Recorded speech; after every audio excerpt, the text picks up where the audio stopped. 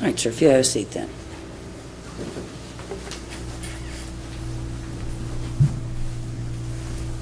And watch out, you don't want to... If you raise your right hand, please. Do you swear or affirm the testimony that you're about to give will be the truth, so help you God? Yes, ma'am. All right. Hi, Austin. Will you introduce yourself to the jury? My name's Austin Berry. I'm a 20-year-old college student at the University of Kentucky, full-time college student, and a football player for the University of Kentucky. Okay, what position do you play up there? Fullback. Okay. Justin, you remember the night of June 27th? Yes, sir. Okay. Did your brother hit anyone with a bottle? No, sir. Okay. You know who did, though? Yes, sir. Tell the jury about how the night transpired, how everyone got to where they were, what were y'all doing. Just give the jury an overview of what happened that night. We was at Zachary Brooks's cousin's house for a party. And after the party, we went to the basketball courts for about 15 minutes. And on the basketball courts was Twin. And he came over. What's Twin's name? Terrence. You know his last name? Craig. Okay. Do you know him better than the other people that you're with? Yes, sir. I've seen him a couple times in my uncle's barbershop, so I've seen him before, talked to him somewhat. Okay. So y'all are talking, and then how does it come about that? He asks me, "You think you can give me a ride to Radcliffe?" And I said, "Sure." We all going the same way, so, and I knew him, so I said, "All right, I'll drop you off." So I tell him, "Come on, we're leaving." So me, Justin, and Zach, we all walk out of the door.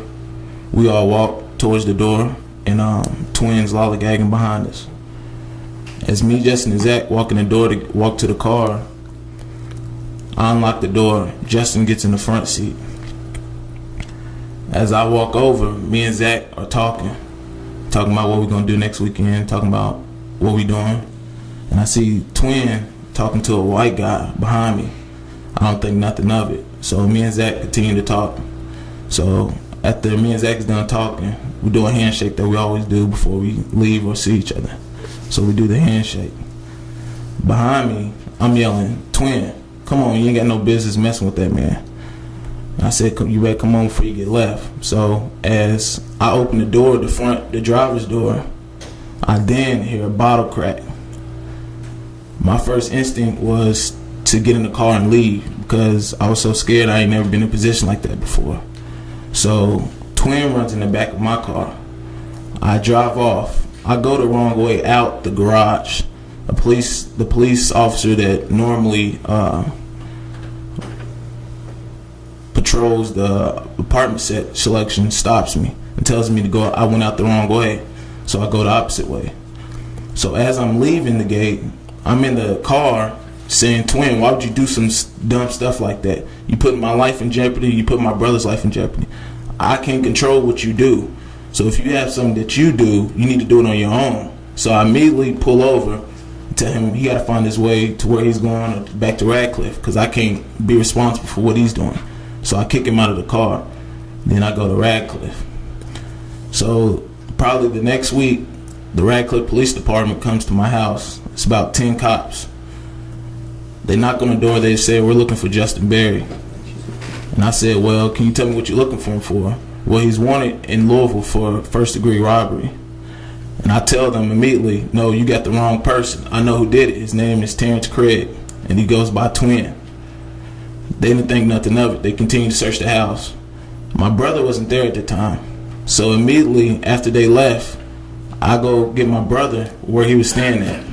I pick him up and I take him to the police department, what you're supposed to do. So when I take him to the police department, I tell them again, "I know who did it. This is not who you want. I can tell you everything you want. I can tell you where he's at or whatnot." They think nothing of it. So they just take Justin down to the police station and we have to deal with this. Okay. Do you remember at a pretrial, you were telling me this person's name, and do you remember me telling you that I'd contacted and I told Detective Smith his name? Yes, ma'am. Yes, sir. What's the objection? I would object to the former questioning as hearsay. Do you recall his testimony out of court? Well, I don't want to make you a witness, so I'm going to sustain. Okay. So the whole thing is, you're 100% sure that your brother didn't do it. Yes, sir. And let me ask you about your bringing up, because you're doing well. You're in college. You work, right? Yes, sir.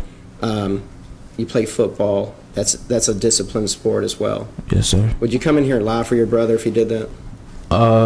No, sir. And I'll tell you why I wouldn't. It's the way we was grown up by my family. It's either you take responsibility for your actions. If you did it, you did it. You got to own up to a man and say you did it. I couldn't lie and tell everyone that Justin did do it. Like, I couldn't put myself in that position because someone got hurt in this incident. And I know for sure that Justin didn't do it because he was in the car when the incident took place. So I couldn't come up here and lie for nobody, even if he is my brother. If he's wrong, he's wrong. He's a man. He has to take responsibility of his own actions. And your family took it so serious, your grandmother actually flew up from Dallas. Yes, sir. Sustain. Sustain. Well, we've met in meetings to discuss the case. I don't know what the question is. Well, Judge, can we approach? You may. Because